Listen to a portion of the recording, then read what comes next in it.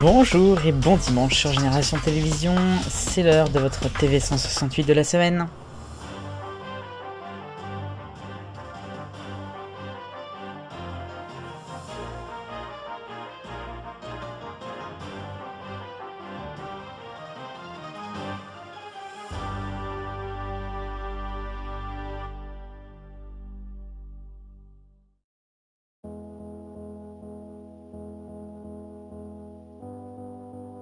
Plus qu'un fiasco, c'est une catastrophe d'audience à la une du TV 168, 0% pour Énergie 12, avec la série Influence qui a été mise à l'antenne le 20 septembre dernier et qui était l'événement de la rentrée. Ça raconte un petit peu la vie des influenceurs dans leurs agences avec les réseaux sociaux.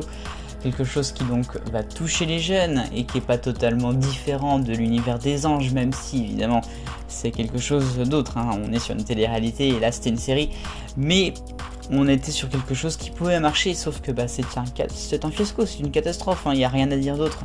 On est sur du 0% de part de marché et d'audience, faut le faire. Alors au départ ça partait pas si mal, on avait la grosse équipe et JLA à la production, mais ensuite on a très vite vu que ça allait pas aller loin. On a un casting qui est très pauvre et puis surtout une maîtrise, une production qui est un petit peu moyenne, il faut le dire.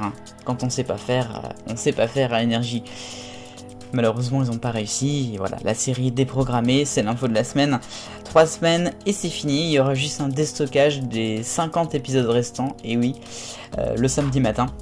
Et autrement on va avoir des rediffusions de séries à la place. Qu'est-ce que vous voulez que je vous dise? Ils ont essayé et puis ça n'a pas pris. Maintenant ça va quand même être très dur de se redresser derrière pour la chaîne TNT.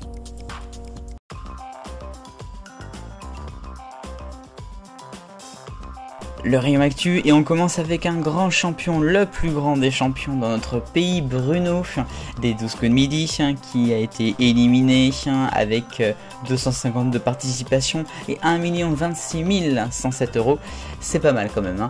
Alors là-dedans, il n'y a pas que de l'argent, c'est pour ça que c'est pas exactement le record de Marie dans Qui veut gagner des millions, puisqu'il y a aussi l'argent de ses cadeaux qui sont comptés, mais enfin ça reste quand même un grand champion, celui-ci.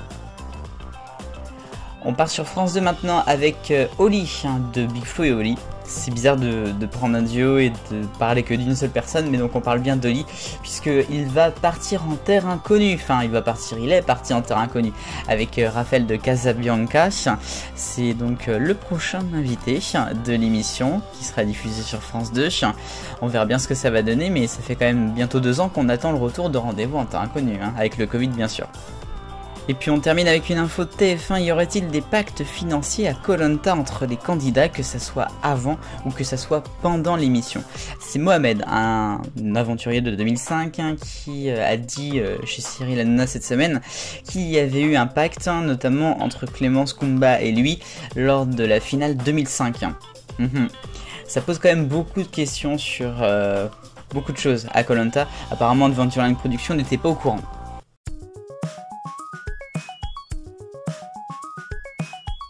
L'arc-en-ciel des audiences et The Artist toujours en rouge sur France 2, un petit peu en hausse par rapport à vendredi dernier, mais enfin c'est quand même du néant en seconde partie soirée. On a maintenant en orange C8 avec TMP le Before qui était au plus bas mardi, en dessous des 500 000 téléspectateurs à 19h. Ensuite en jaune c'est France 3 avec le prime time de lundi, Colonisation, une histoire française seulement 1,2 million. En vert, je vous propose Objectif Top Chef sur M6 qui a battu son record mercredi à 1 360 000, record de saison bien sûr. En bleu clair, Quotidien sur TMC, là aussi dans les records, 1 700 000, mais oui je lis bien pour l'émission de lundi. En bleu foncé, c'est le fabuleux documentaire, le fabuleux voyage en France, mardi soir sur France 2, à presque 3 millions de téléspectateurs, c'est pas mal. Et puis le violet, c'est le match de foot Belgique-France sur TF1, c'était jeudi avec 6 millions de téléspectateurs. L'arc-en-ciel continue avec les audiences de septembre, et TF1 est en tête avec 20%, France 2 et France 3 en baisse, M6 en hausse, à noter la grosse hausse de C8 qui repasse en 9. Ensuite derrière à noter c'est Ferrari qui est en énorme hausse en 11e position, grosse baisse pour TF1 série film, sinon pas grand chose à signaler de nouveau. Et puis dans la dernière page, on a une petite remontée de Canal+, une petite baisse de Gulli, et France 4 qui ferme la marche s'il vous plaît.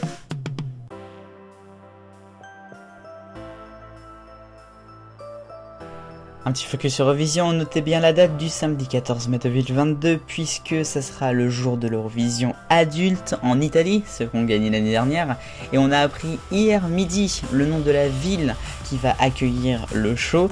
Après pas mal de pourparlers, c'est Turin qui a été élu. Ce sera donc à Torino où on aura l'Eurovisiano.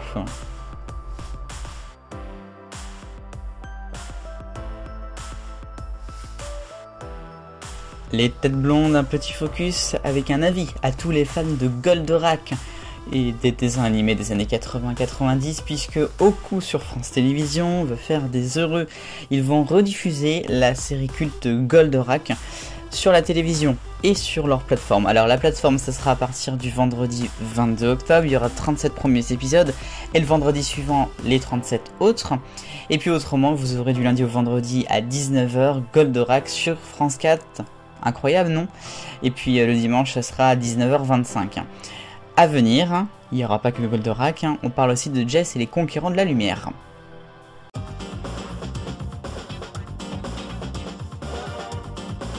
La question 168, et c'est là qu'on voit que votre avis est toujours très intéressant parce que c'est totalement mitigé à égalité parfaite puisque vous avez été 40% à répondre très bonne idée et 40% à répondre très mauvaise idée. Et puis le reste, il y a quelques petites réponses par-ci par-là. C'est comme ça, au moins, ça se discute. La nouvelle question de la semaine, on en parlait pour ou contre les pactes financiers à Koh Lanta.